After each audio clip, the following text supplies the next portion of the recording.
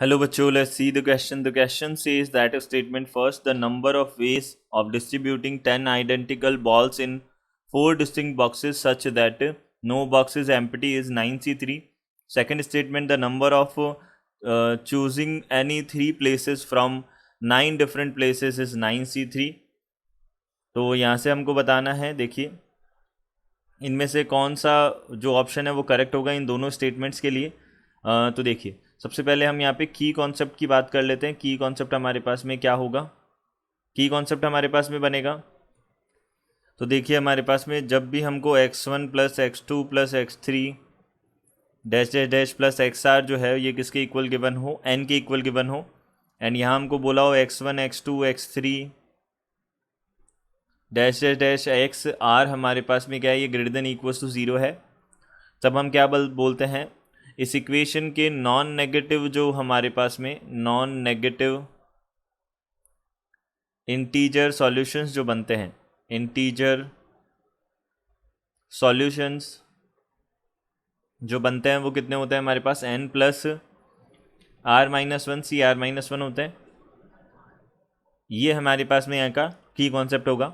देखिए अब यहाँ पे हम क्या करेंगे, सबसे पहले हमको क्या बोला है, हमारे पास में 4 आइडेंटिकल बॉल्स हैं, 10 आइडेंटिकल बॉल्स हैं और 4 डिस्टिंक्ट बॉक्सेस में हमको उनको पुट करना है। तो देखिए यहाँ पे हमारे पास कितना है, दोनों कोई भी बॉक्स एम्प्टी नहीं रहना चाहिए। तो हमने क्या किया, let x1 be the number of balls in, यहाँ से हमने बोला box first, then x2 be the number of balls in box second, x3 be the number of balls in box third, and x4 be the number of balls in box fourth. ये हमारे पास में क्या आ गए, चारों boxes में number of balls आ गई। और यहाँ से हम बोल सकते हैं x1 plus x2 plus x3 plus x4 is equal to कितना होगा, n होगा।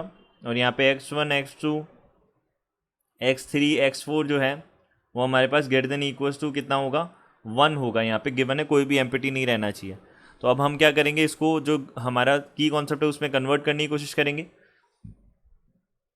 तो यहाँ पे हमने क्या किया, जो x1 है उसको क्या लिख दिया, y1 प्लस 1 लिख दिया। तो यहाँ पे कितना हो जाएगा, x1 को y1 प्लस 1, x2 को हमने लिख दिया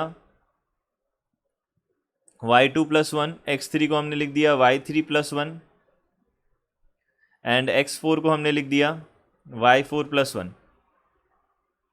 तो यहाँ से y1 plus 1, y2 plus 1, y3 plus 1 and y4 plus 1 ये हमारे पास इक्वल टू 10 हो जाएगा।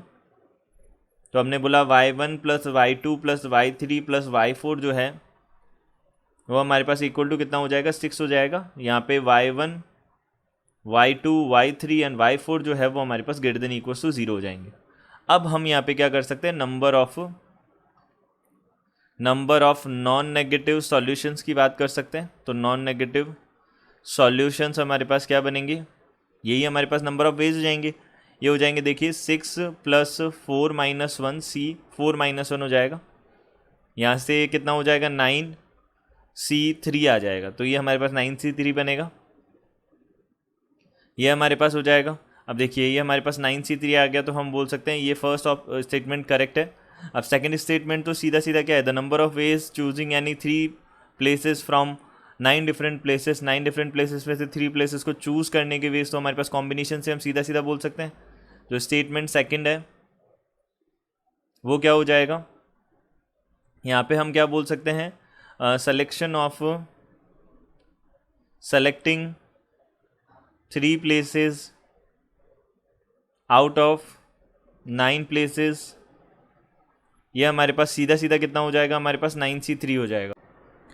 तो यहाँ से हम बोल सकते हैं देखिए कि हमारे दोनों के आंसर्स तो सेम है बट दोनों की प्रोसेस अलग है। तो हम बोल सकते हैं कि फर्स्ट स्टेटमेंट का जो एक्सप्लेनेशन है वो सेकंड स्टेटमेंट नहीं कर सकता, क्योंकि ये दोनों प्रोसेसेस अलग अलग हैं।